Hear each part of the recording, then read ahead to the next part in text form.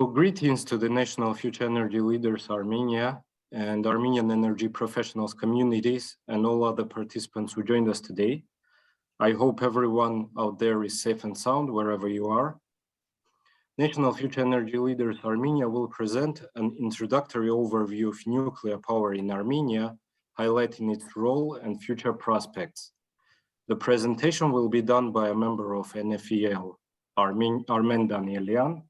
Armen holds a bachelor's in business administration from Business School Lausanne and a master's in energy systems from Oxford University. He also interned for the United Nations and is currently working with Foundation for Armenian Science and Technology Research Program for development of Armenia's energy independence roadmap. Please feel free to write down your questions in the Zoom chat or unmute yourself during the Q&A session after Armen's presentation. So Armen, please, the floor is yours. Please share your presentation. Yeah, let me share the screen.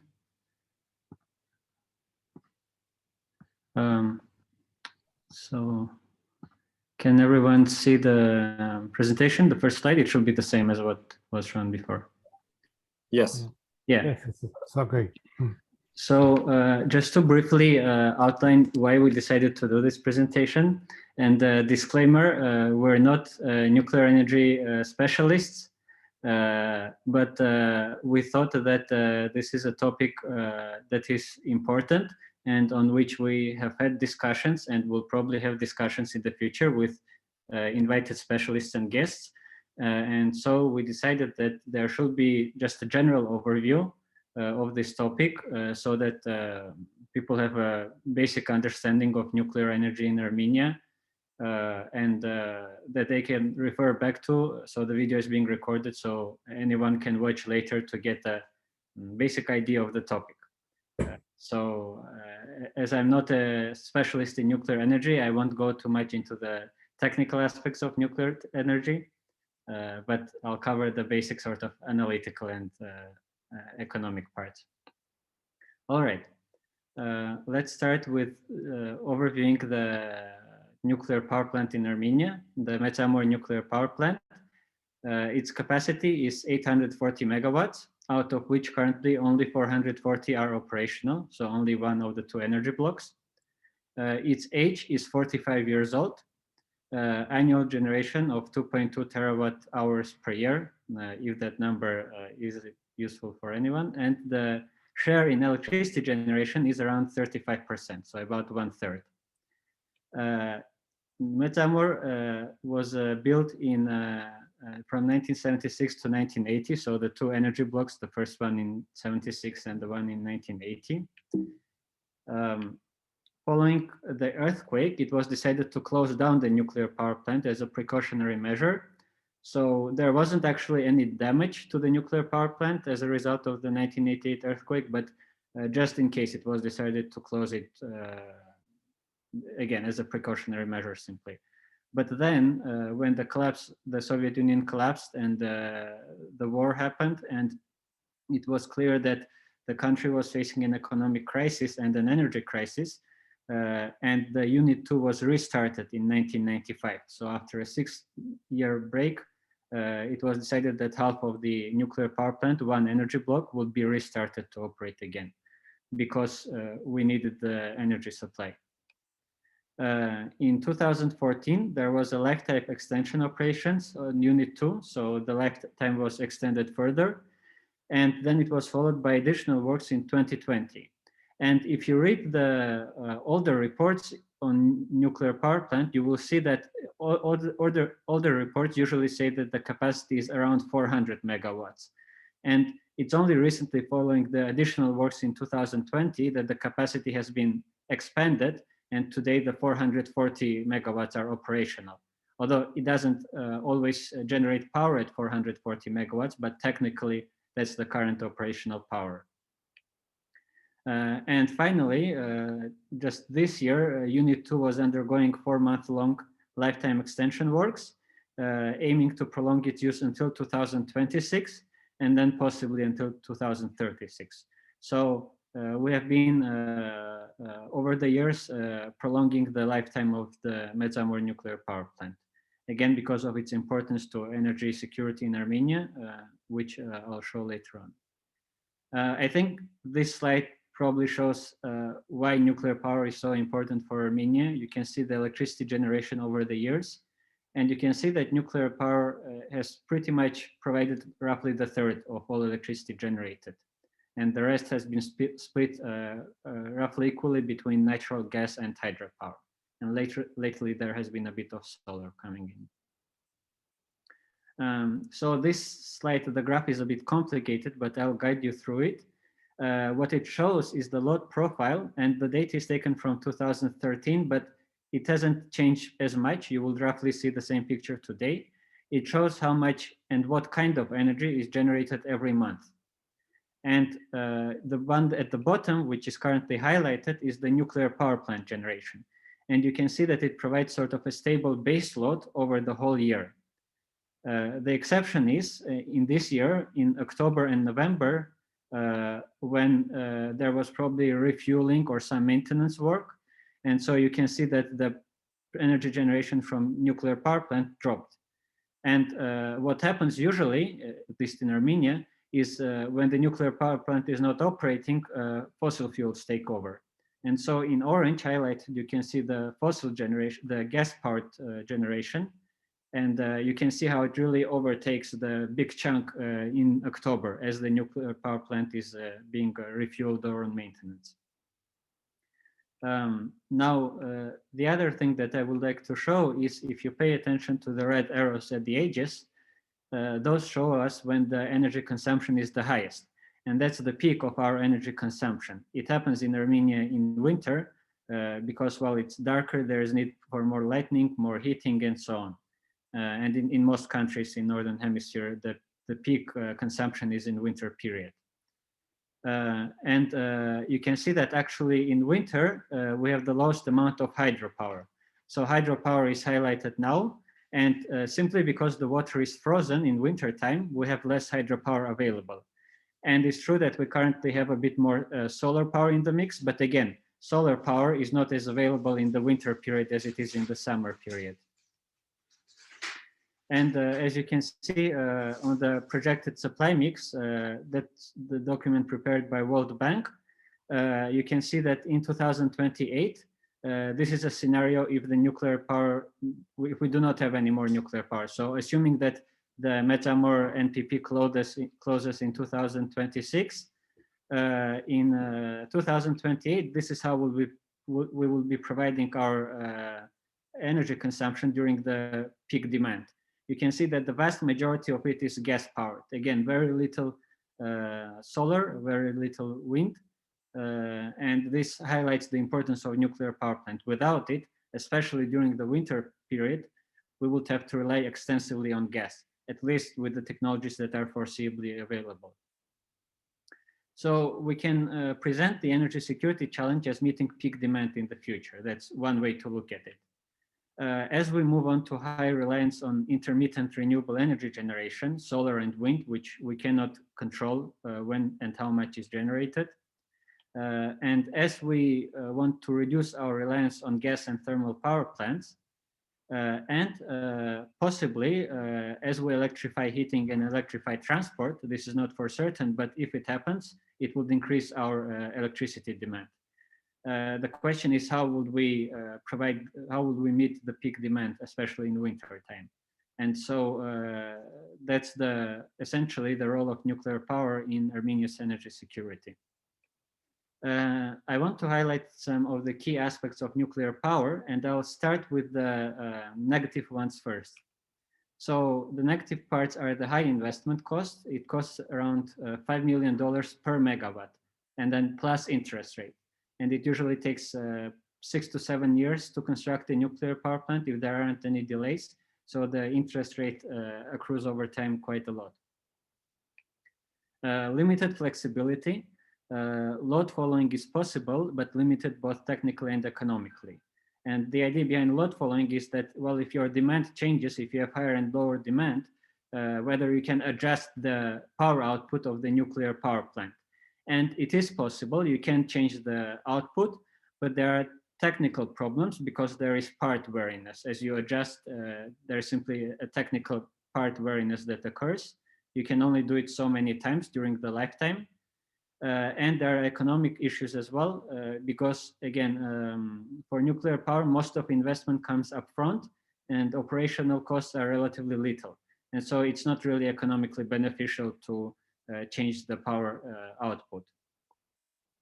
And of course, risk of nuclear accident. Armenia is in a seismically active zone. And I think for a lot of people on their mind, this is often an important, if not the decisive aspect of whether to have or not nuclear power. The benefits are reliable and cleaner energy. So the life cycle emission costs of nuclear power are actually very low. If you take into account the construction, the generation, and then the end of the life cycle, nuclear power has one of the lowest life cycle emissions comparable to hydropower or geothermal. And dispatchable power generation, meaning simply that we can control when and how much is generated. Again, something that you don't have with sun and wind. Cheaper electricity, so the selling price of nuclear power is lower, and that also results in higher energy security. And high energy density, you simply don't need as much space and infrastructure to generate a large amount of energy with nuclear power, because uranium is a very energy dense material.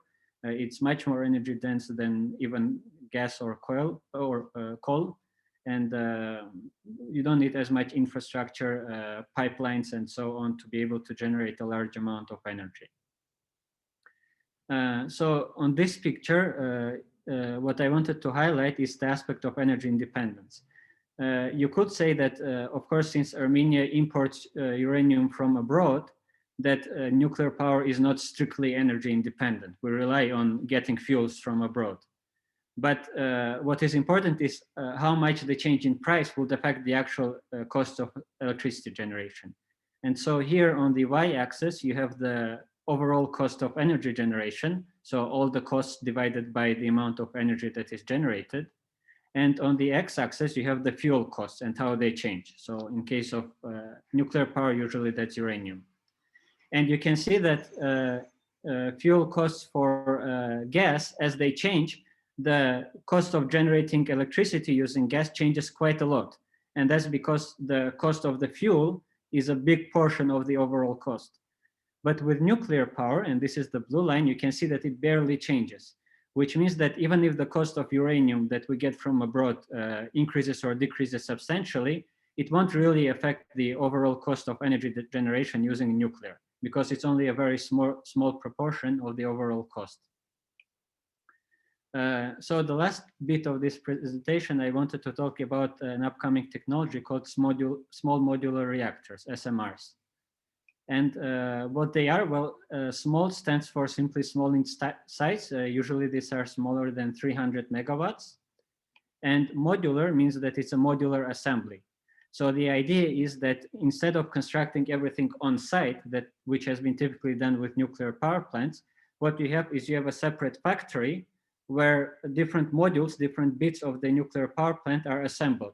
And then they are simply taken and put on site. And this helps a lot in economics in terms of the learning curve. And this is a technology that is currently in development. It's not certain that it will exist, but it's interesting to consider. A lot of countries are considering it, and I want to show how it could help Armenia. This is one example of an SMR that's being developed by a company called Nuscale. I think it's a US company.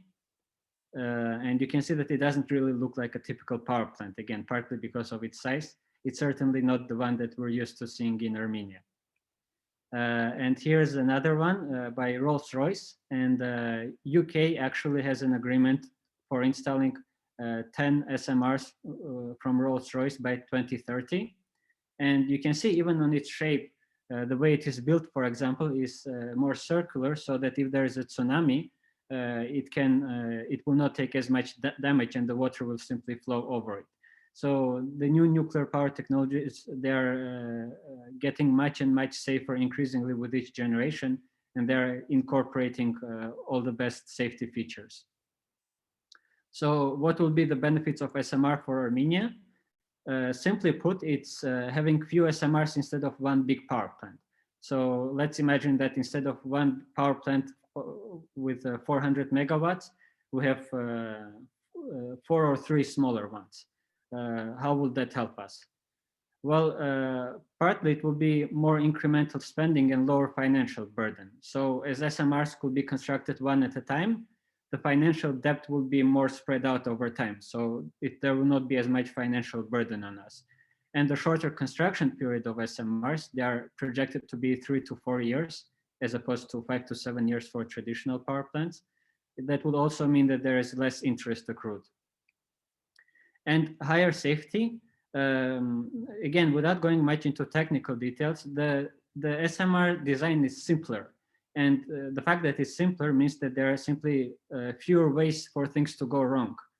That the SMR technologies, again, if they are successful, they will be higher. They would have higher safety because simply they are not as complex as the traditional nuclear power plants. And going back to the load profile, which I showed, remember in October when the nuclear power plant was in maintenance, and so we had to supply gas instead. Well, if we have 3 or 4 smaller SMRs instead of one big nuclear power plant, that means that we can refuel them one at a time.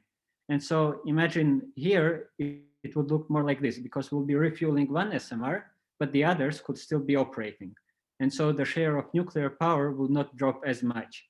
And again, that gives us more flexibility and less reliance on imports. So I'll finish the slide with some further reading in case you're interested. These are documents, some of the documents which I used. As you can see, documents from OECD can be very useful. If you want to look at economics and finance for SMRs and for nuclear power, I would especially recommend the paper by Miniaca and Locatelli from 2020. It provides a very good overview. And of course, Republic of Armenia's energy sector development strategic program, so that you see what is the government's plan with energy systems in the future and with nuclear power in particular. So I'll stop there, and I think we'll move to Q&A. Thank you very much for your presentation, Armen. It was a great short highlights of Armenia's nuclear industry and nuclear industry. So Rolls-Royce SMR design looks really nice and fashy.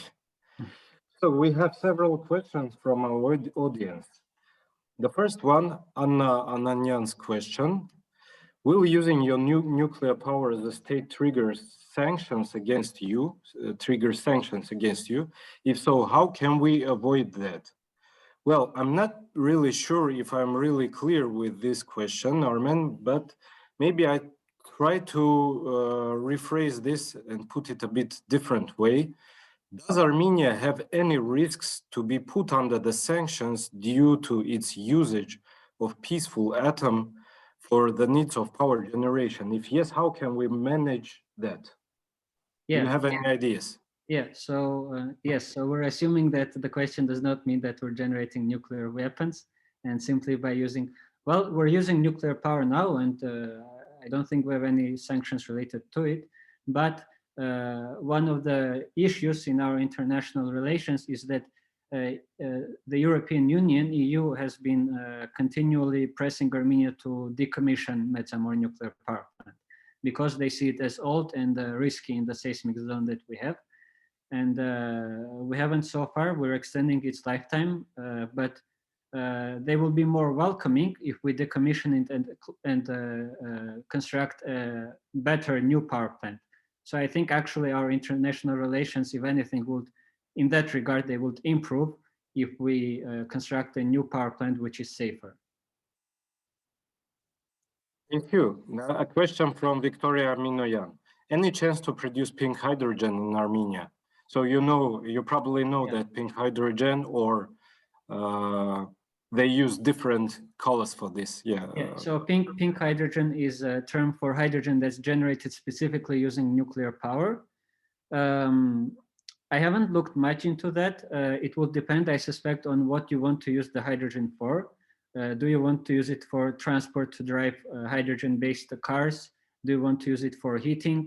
Or do you want simply to convert excess electricity generation in summertime into hydrogen and then convert it back to electricity in wintertime, so using it as a long-term storage? And all those would have different costs. I haven't seen or done any calculations, but I suspect because of the role of nuclear power in Armenia's energy security, as you can see, if we move on solar and wind, we really need that reliable baseline for energy generation throughout the year, and especially in winter time. And I suspect that the nuclear power plant will be too valuable for us in that regard, for us to use it in hydrogen or anything else instead. I think its role in simply providing that baseline reliable power throughout the year will be too important. But that's sort of an educated guess, and I haven't really seen any studies on it. Question from Yvette Camp. What is the legislation regarding nuclear? Probably meaning in Armenia. Yeah, I know very little on that question, honestly. I haven't looked much into legislation.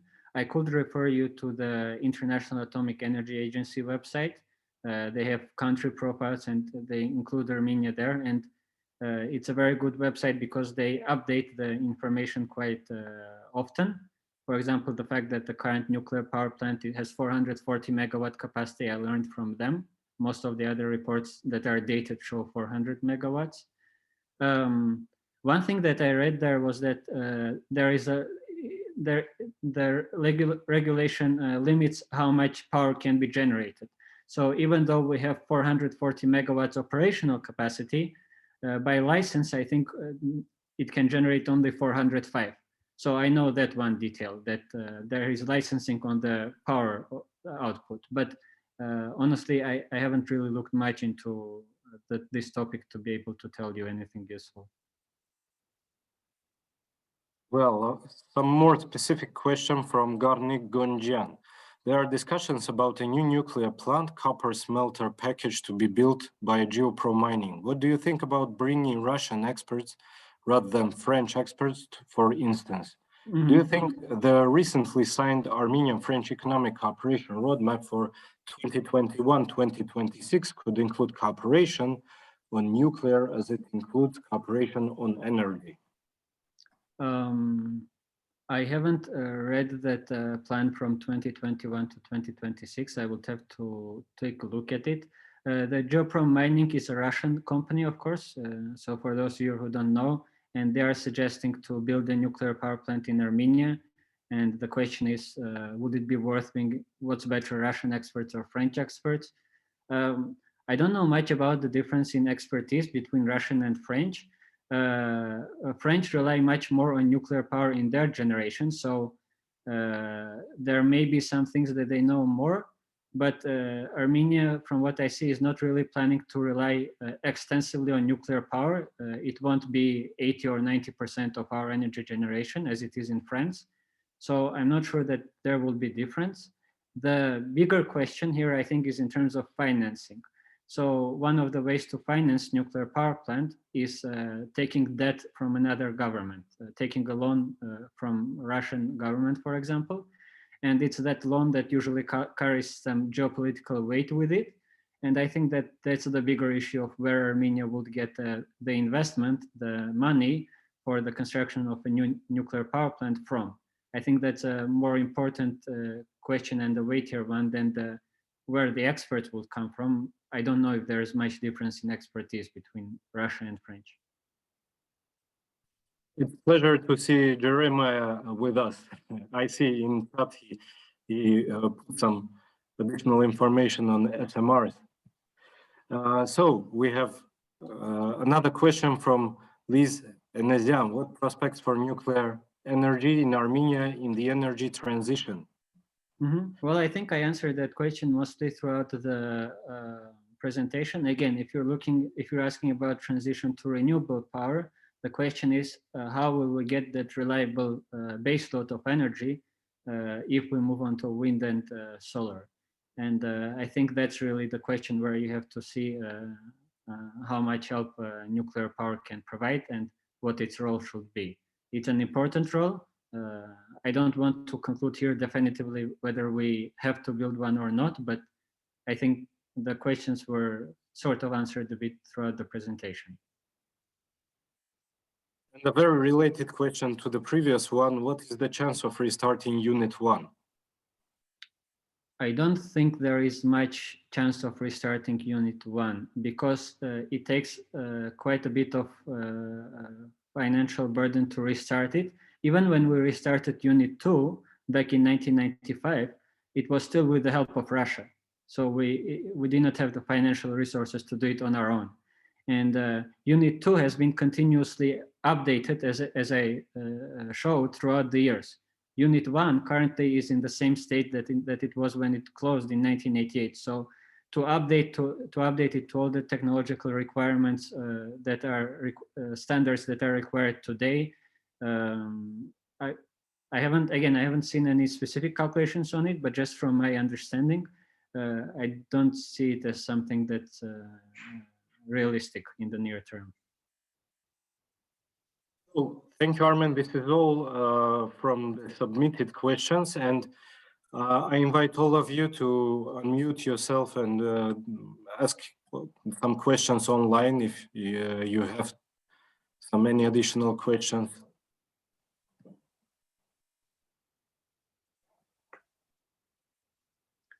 You'll have to tell me if there's anyone asking because I can't see from my screen. Be careful with SMR promotion since there are not any approved technologies which is required by law. I'm just scanning the chat. This is a message from Vahegur Gurian. I guess we can invite Jeremiah to unmute and maybe to say a few words about this if it will be suitable for him. Jeremiah was our speaker for a previous session about molten salt technologies and the Thorium network. Thank you very much, Haig, for that. And pleasure to be on the group call today. Excellent again to see such great minds coming together to discuss topics of immediate relevance to all of us on the planet. So, yeah, interesting comment about SMRs. SMRs is sort of a funny term because a small modular reactor, it just means a small fission device, and that's how fission first started, small. And it was originally designed to go, first they tested it on the small scale, and then they put it into submarines.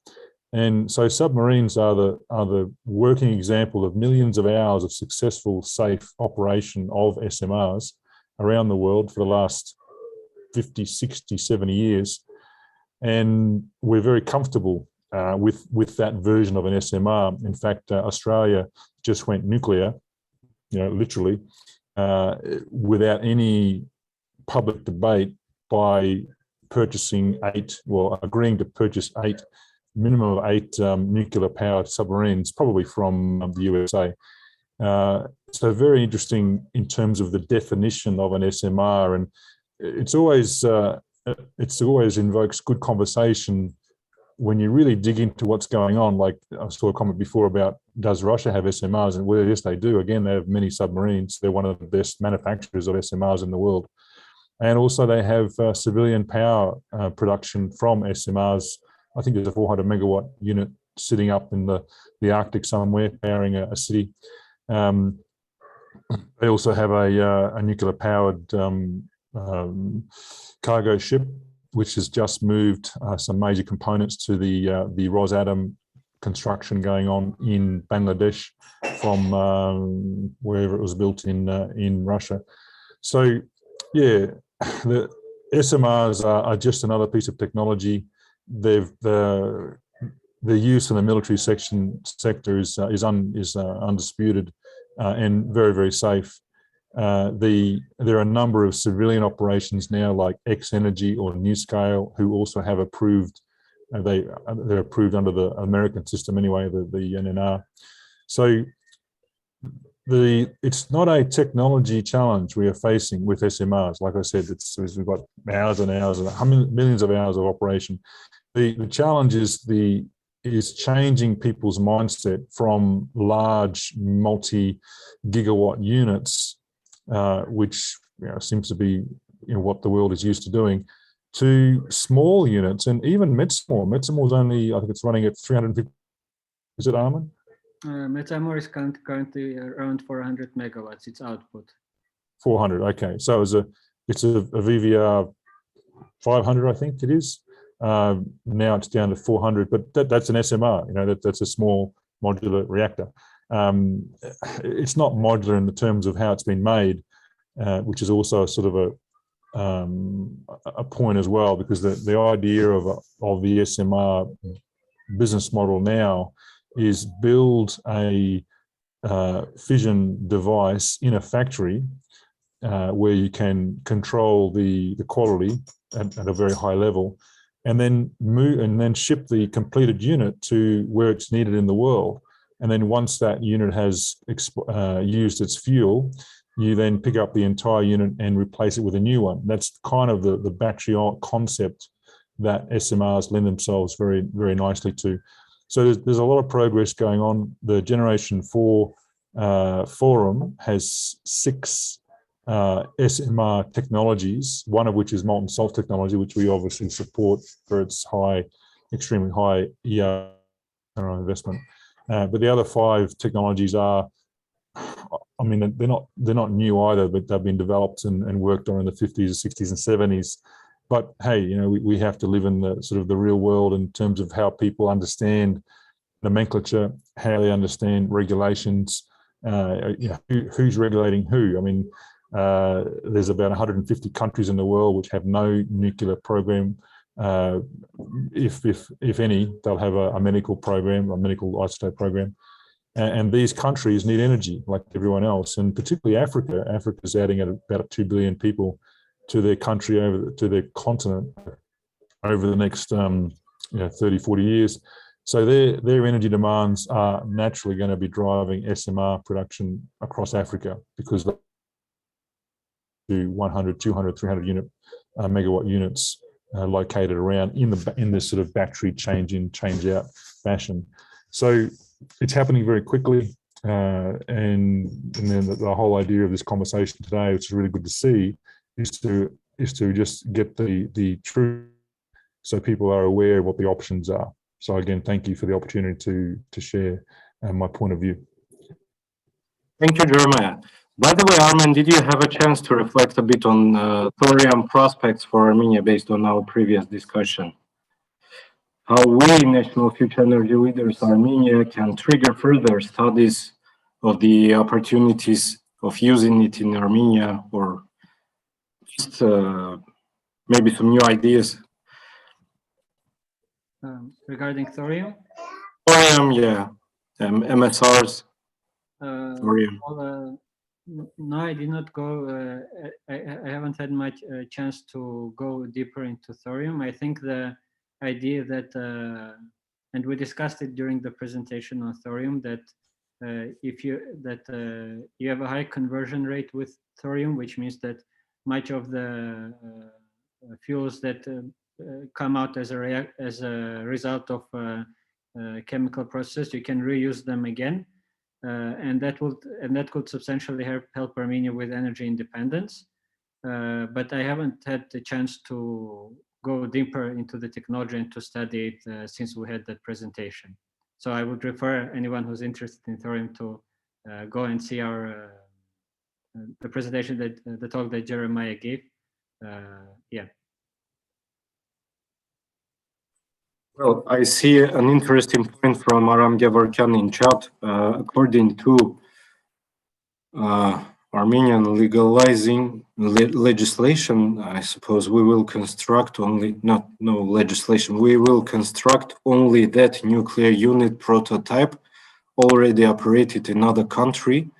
Is it really possible? Well, I mean, is it possible to construct already a plant which was already been used, which has already been used? I'm not sure. I say in Armenian legislation, such item they are. Armenian will be construct only such type nuclear power unit, which already operated in another country, designed in another country. Armenia cannot, will not construct unit first in the world. Such item we have. And second, now small modular reactor, this is only design. I know you show this new scale picture, Yeah. but you at new scale construct have contract with Romania, Ukraine, Canada, South Korea, many countries this have contract, but when will be put in operation this unit? Can you say? No, I don't know for new scale. I know, again, as I mentioned, for Rolls-Royce, that UK has an agreement for 2030. I don't know as much for, I haven't looked into depth for new scale, specifically when. But again, SMRs, taking into account all economic and technical features, I presented it as an interesting opportunity for Armenia. I did not mean to say that it must definitely happen or that it should not happen at all. It was something that I wanted to discuss. Regarding the point that you raised, that Armenia can only construct a power plant that has already been used in another country. With SMRs, I think that would happen anyway, because the way that SMRs are supposed to get economically efficient is from a learning curve. So SMRs will really benefit on the market if there is a large demand for them. Because the construction happens on a factory, as more and more SMRs are constructed on the same factory, you get a learning curve, and that reduces the costs. And so so there is a difference in the cost between the first of what's called first of a kind, so the first SMR, and the nth of a kind. So after you have constructed some and after you got more experience. And I think Armenia, especially considering our size and finances, I don't think it will be optimal for us anyway to take the first of a kind, because it will be more expensive. It will be best for us to wait for the learning curve to take place for other countries to use SMRs. And as they become cheaper, then perhaps Armenia will be able to build one. And just remember that the Rolls-Royce is a proven, tested SMR. It's been operating for 50 years. They're now at generation 10, I think. These are the submarine SMRs. Well, that's what Rolls-Royce are selling. Yeah, again, you probably know much more on technologies that I do. So I don't want to engage on the debate whether SMR technologies are viable or not. On my behalf, I would refer you to, as you can see on the slide, some further reading, the small modular reactor reviews from OECD, and there they list the sorts of technologies that are in existence. So those are really useful reports. You can see all the kinds of technologies that are being developed, that are already used. And then as I mentioned, the economics and finance of small modular reactors, a systematic review and research agenda. It's a really good recent paper that looks at the finance of SMRs, compares it to the standard reactors, and gives some idea of what the general review has been.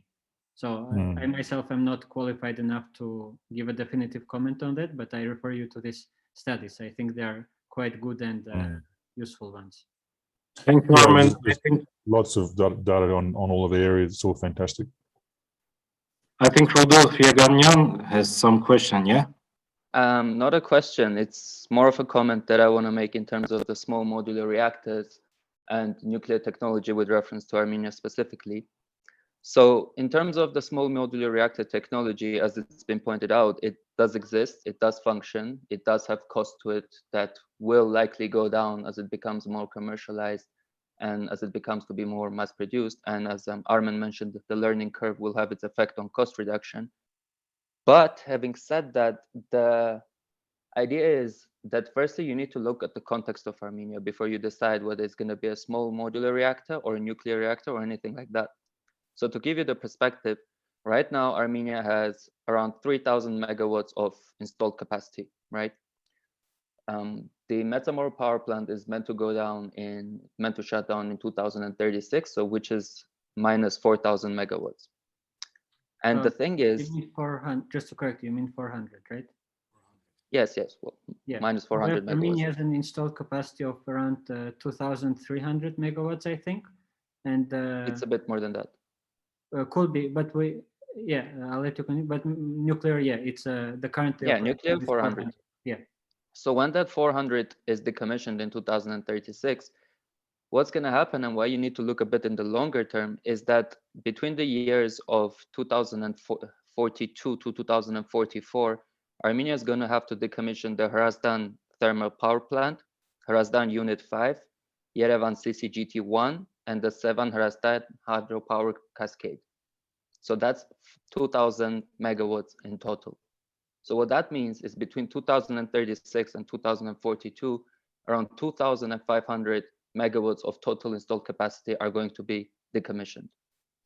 Now, when you take that into perspective and you think that in such a short amount of time, there's going to be such a large-scale decommissioning, small modular reactors, based on the capacity that they have, so based on the size that they have, are not actually cost-effective when you compare it to an advanced light water reactor or something of a bigger scale. Because when you have such a large amount of total capacity being decommissioned, it is cheaper for you to invest in something bigger as opposed to invest in a few things that are smaller. The argument could be put from another perspective, saying that it's better to do the smaller ones so that you have it all spread out and you can have it built one after the other in a series of years. However, in terms of actual cost comparison, and this is done on a basis of analysis that I'm speaking about, it is cheaper to invest into a big advanced light water reactor. So that's just another perspective that I want to bring into how you can approach the idea of nuclear technology in Armenia, because you really need to consider the context of the situation that's going on. And to add on top of that, the current government strategy that has been published up to 2040, it does not consider that period. So it considers up to 2036, and it doesn't take into account the decommissioning of 2,000 megawatts of total installed capacity, which is currently around like 70% of our total installed capacity. So what I'm saying is, in this debate, you need to keep the timeline of how it is evolving and what's happening with the energy technologies very clear.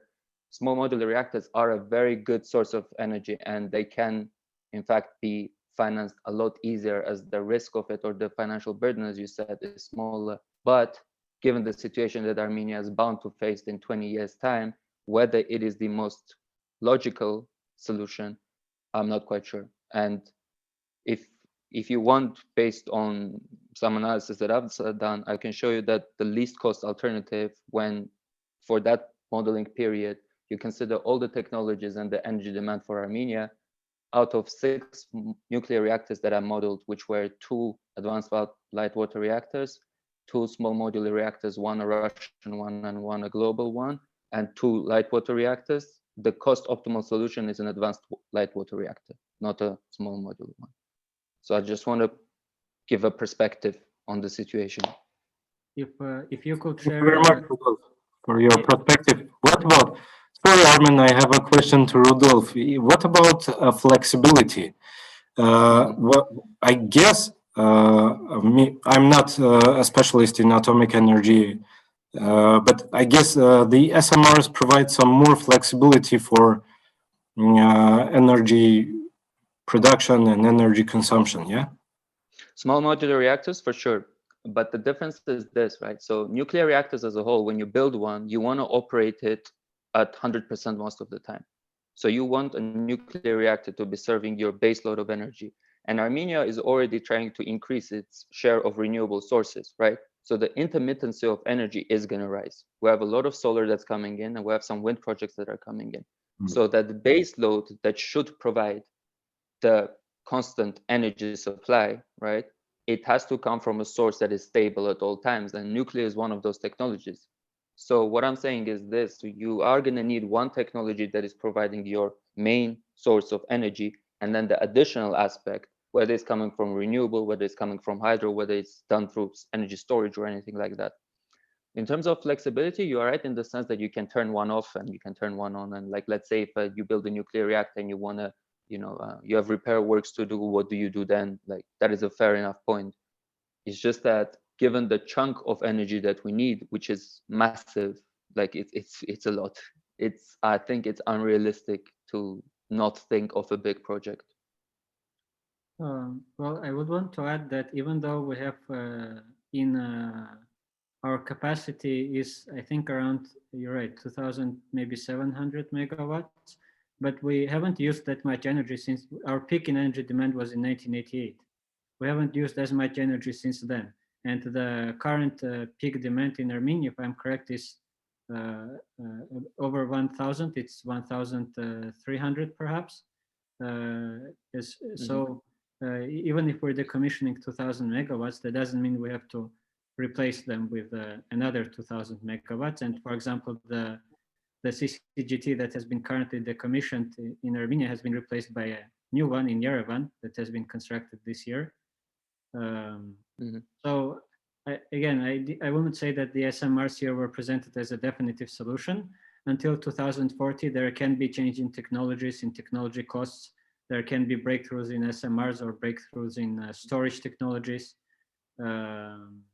So if perhaps you could share a link with in the chat on your studies so that people can take a look at them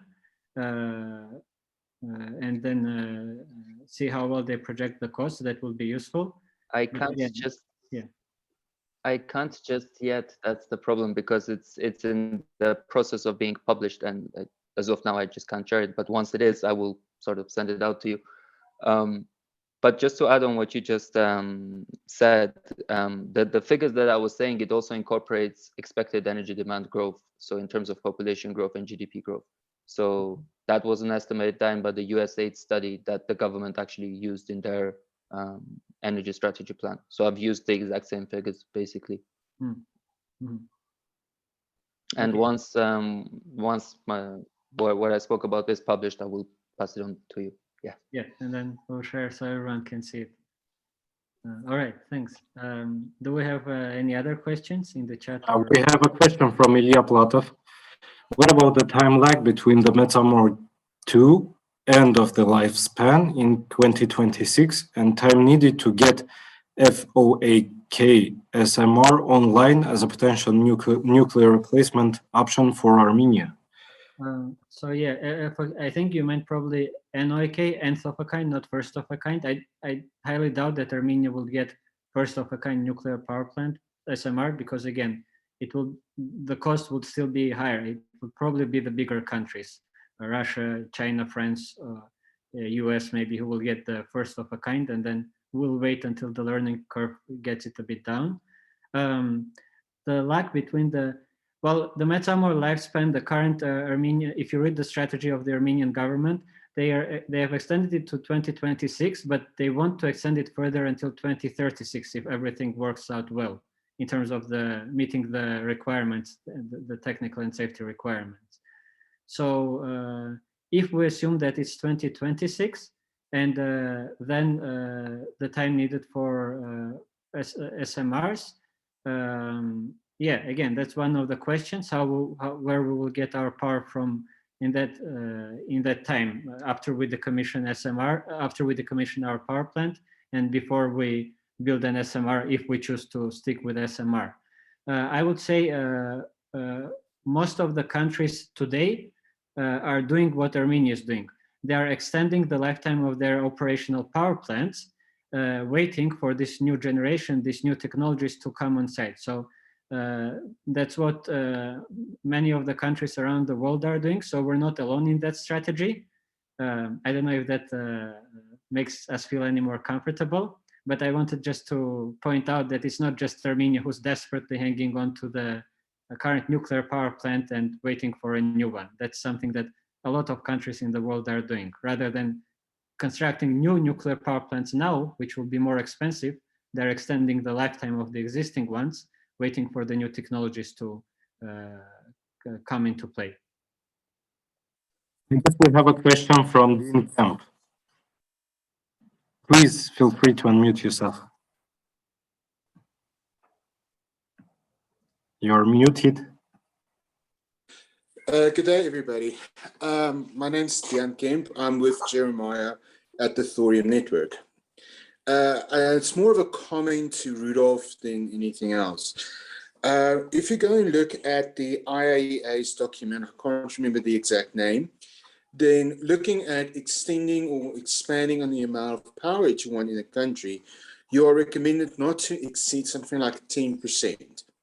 Now, the power requirement, current capacity, where you guys mentioned, for Armenia is somewhere in the region of 3,000 megawatts, which means the recommended amount of energy that you can increase per reactor is 300 megawatts. That's right in the range of a SMR. That's my first point. My second point is, if you were to go off and assume that you put 2,000 megawatts additional power of just 2 nuclear power plants in Armenia, and you have an earthquake and you have to shut that down, assuming it's 2,000 or 3,000, 66% of your power is going to be gone in an instant because you're immediately going to scram, which means that there is no, you have a massive loss of energy. The advantage also, the third thing that I can also mention with regard to SMRs is, yes, you are right. Building one big reactor could potentially be simpler and cheaper than buying a whole bunch of SMRs. But as you also rightly points out, the more you build, the cheaper it becomes. And the last comment that I also just wanted to make with regard to load following, as Jeremiah said, we are proponents of molten salt reactors. And to cut it very simply, one of the main reasons why nuclear reactors are difficult to load follow is what we call the fission products, or the radiation, the neutron poisons that operate within the reactor. And what's especially important about a molten salt reactor is that you remove those things. So the ability to load follow with intermittent energy becomes significantly easier. And there are other SMRs which have similar possibilities. I'm specifically talking about the molten liquid reactors. Thank you. That's just all I wanted to say. Ian, any other comments or questions? We are heading to an end of our discussion. I think there is one more comment in the comments, I think, from Norail Ben Ohanyan. He's saying, thank you for the presentation. Do you have data on the current global trends for using these technologies for generation? For example, how many are in operation? How many are under construction? Unfortunately, I don't remember what the link is, but there is this data on the International Atomic Energy Agency website. I remember because I was consulting a friend of mine before the presentation, and she was fact-checking me on SMRs, and she showed me that data. I don't have it at hand, but if you look throughout the International Atomic Energy Agency website, you should be able to find it. It shows where the nuclear power plants are being operational, where they are being currently extended for the life cycle, for their life cycle, where are new ones being constructed. So yeah, I'm sorry, I don't remember where exactly, but I know that this data exists on International Atomic Energy Agency website. Just, I'd like to make one more comment. Legislation is changed by people who see a need to change it. And I would encourage this group of Armenian people interested in energy of Armenia, if you see something blocking you or blocking Armenia's future, change it. Write a law, write a bill, submit it, get it changed. This is how it's done. So if you want to enact change, then write the law in the way it should be done. One of our members, one of our group in the Safe Fishing Consult, he's actively writing bills to change the law in the US as we speak. So don't feel that this just has to be a group that watches what's happening. You can actually make things happen as well. Thank you very much, Jeremiah. Very inspiring words, yeah. So if Let me check. We have another comment in chat. No. So hopefully today we could raise a bit awareness on Armenia's nuclear energy. I also invite you to subscribe to our brand new YouTube channel where you can see our previous discussion on thorium-based nuclear reactors with founder Jeremiah and moderated by Armen, by the way. And stay tuned to our further updates. Today's event recording will also be uploaded soon. Additionally, I invite all energy specialists to join one of our community